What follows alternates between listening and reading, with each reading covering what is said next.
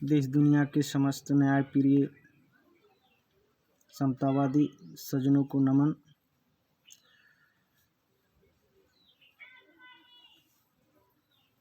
ममता प्यार दुलार देने वाले समस्त महिलाओं को हृदय से नमन।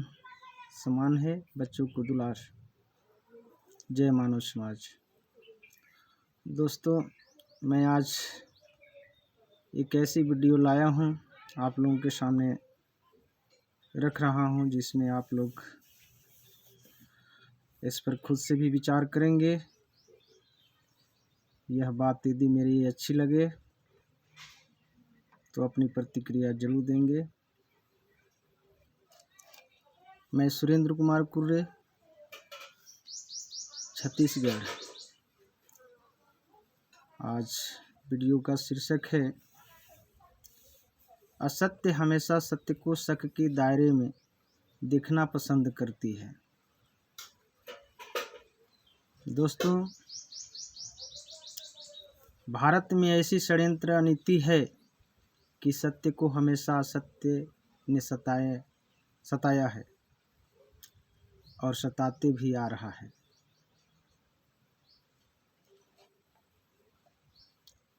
षड्यंत्र नीति एक ऐसी नीति है कि असत्य सत्य को तड़पता हुआ देखकर ही इसे खुशी मिलती है। षड्यंत्र नीति एक ऐसी नीति है कि असत्य ने सत्यवादी, दूसरे रिश्ते तो दूर की बात, खून के रिश्ता को भी बिना सताए असत्य ने चैन में नहीं रह पाता है। षड्यंत्र नीति असत्य के द्वारा या इसके यहाँ किसी भी कार्य प्रयोजन या फिर सार्वजनिक कार्य में भी कार्य संपन्न होते तक असत्य ने सत्य को हमेशा अपने शक के दायरे में देखने का, सोचने का लाभ प्राप्त करने में रहता है, जबकि षड्यंत्र असत्य की जननी है और खुद असत्य होकर भी सत्य को शक के दायरे में हमेशा देखना पसंद करता है। वीडियो अजीब लगेगी, लेकिन आप लोग समझिएगा कि यह बात क्या है। इसलिए दोस्तों, षड्यंत्र नीति से बाहर निकलकर सत्य की मार्ग को अपनाएं तो अपने आप आपके दिमाग से सत्य को शक के नज़र से देखना नजरिया खत्म हो जाएगी आपकी।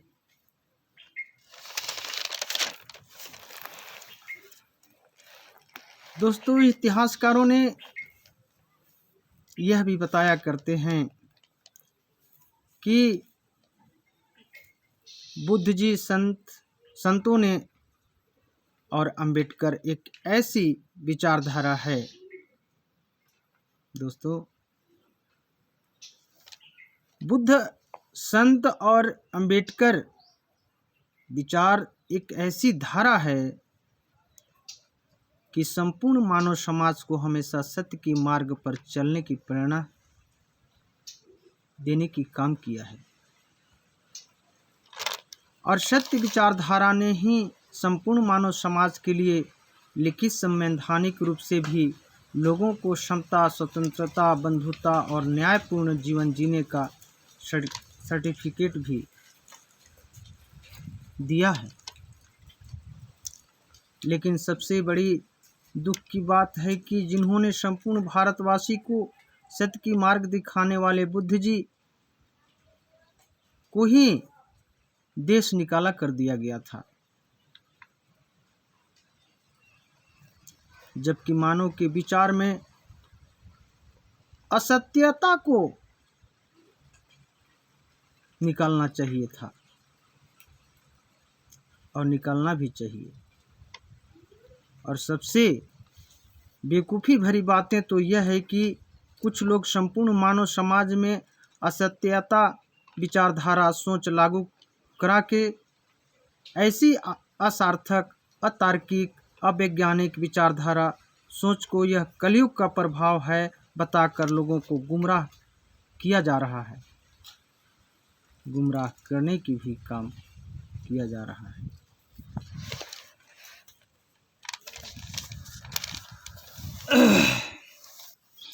बुद्ध जी, संतों और अंबेडकर जी का कहना था कि किसी भी चीज़ को मानने से पहले उसके बारे में सबसे पहले जानने का प्रयास करें, और वह आपकी प्रयासों के सफलता में जो सत्यता साबित होता है तभी उसे मानें, अन्यथा उसे वही यथावत छोड़ देना चाहिए। यही आपकी सजनता का प्रमाण मानव में दिखाई देगी, यही आपकी विचारधारा संपूर्ण मानव समाज में विकसित होगी, तभी देश का कल्याण होगा। दोस्तों, षड्यंत्र का मतलब यह होता है कि किसी बुरे या अवैध काम को करने के लिए गुप्त रूप से बनाई गई योजना होती है।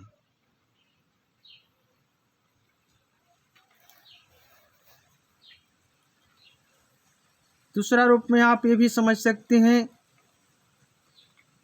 कि षड्यंत्र शब्द का इस्तेमाल किसी जटिल योजनाओं को सावधानीपूर्वक बनाने के लिए भी किया जाता है।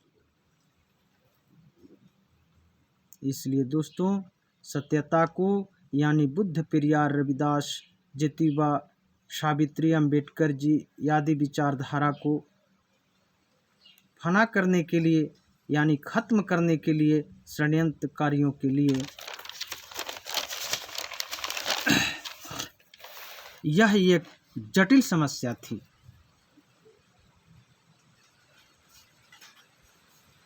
ये बहुत बड़ी दुख की बात है कि सत्य को भी खत्म करने के लिए उनके सामने एक जटिल समस्या आ गई, षड्यंत्रकारियों के सामने। इसलिए षड्यंत्रकारियों ने योजनाबद्ध तरीकों से इस्तेमाल करके सीधा वार सत्य पर करता है। इस बात को आप सभी भी जानते हैं, लेकिन हम किस चीज़ की ओर जा रहे हैं और किसको मानते हैं, ये बहुत बड़ी बात है।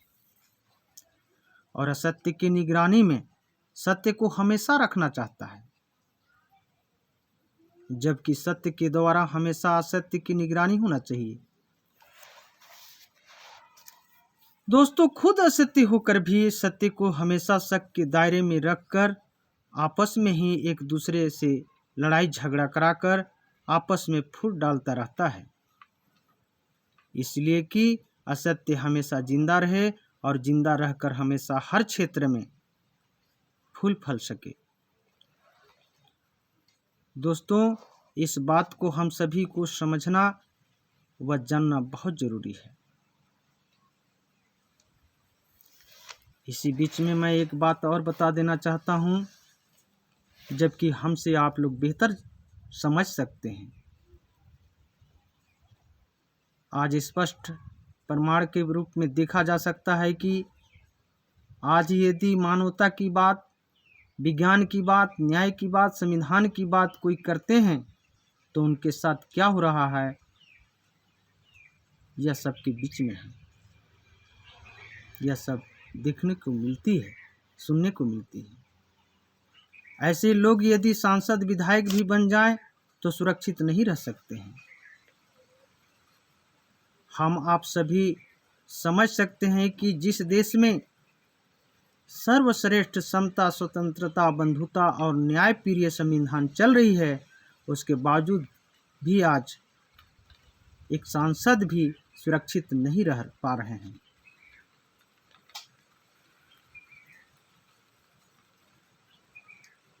इतने बड़ी सर्वश्रेष्ठ संविधान होने के बावजूद भी जिस देश में सांसद देश के सबसे बड़े पद में भी होने के बावजूद भी सुरक्षित न हो, उनके ऊपर हमला हो सकता है, तो आप बताएं कि ऐसे लोग जहां गांव में रह रहे होंगे उन लोगों को कैसी ज़िंदगी गुजर रही होगी।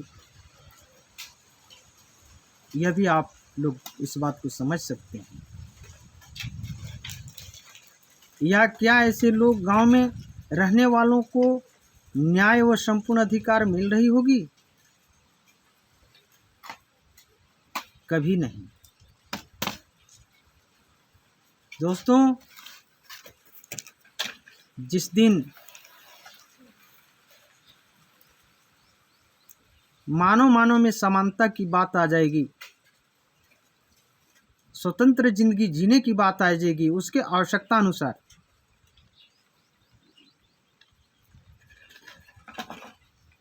मानव में भाईचारा हो जाएगी,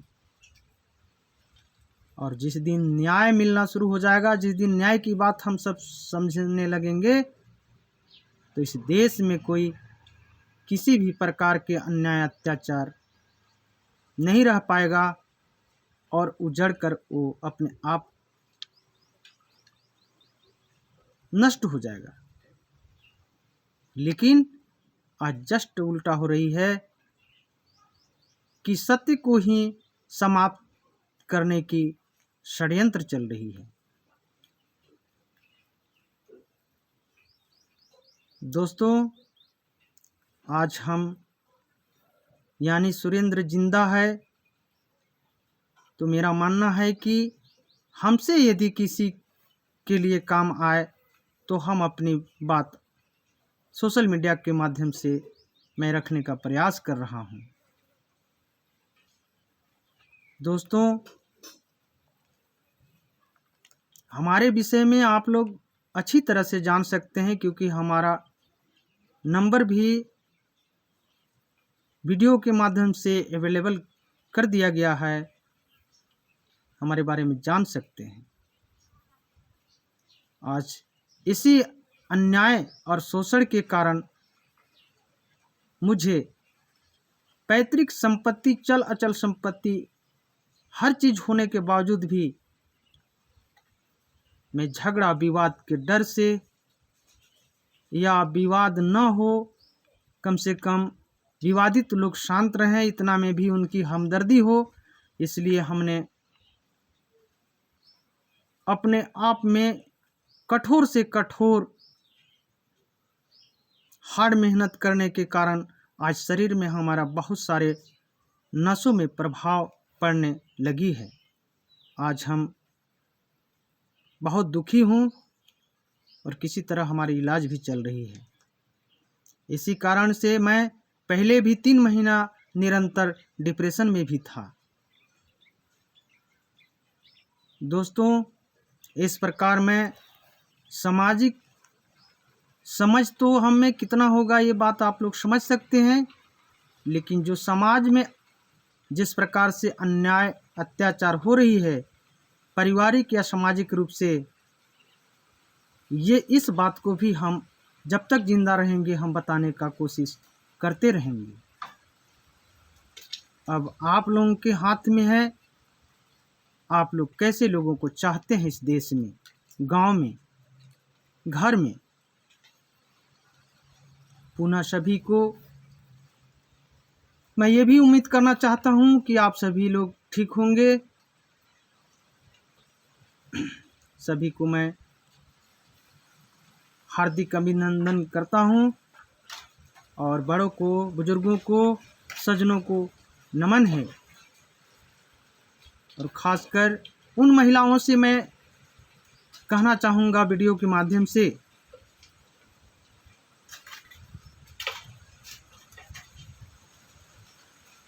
कि किसी भी अफवाहें में आकर या किसी भी कान सुनी जोश में आकर होश न गंवाएं, क्योंकि आप ही से ही घर और परिवार चलती है। ज़्यादा संस्कार आप ही का काम करती है। आप ही से बच्चों का भविष्य निर्माण होती है।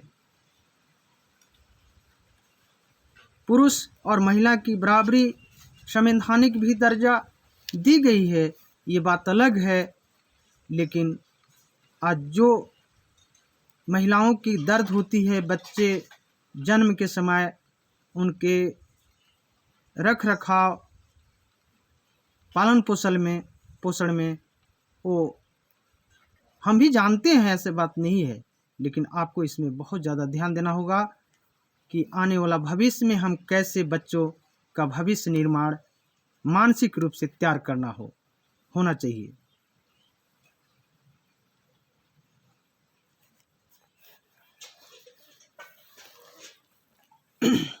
जय मानव समाज।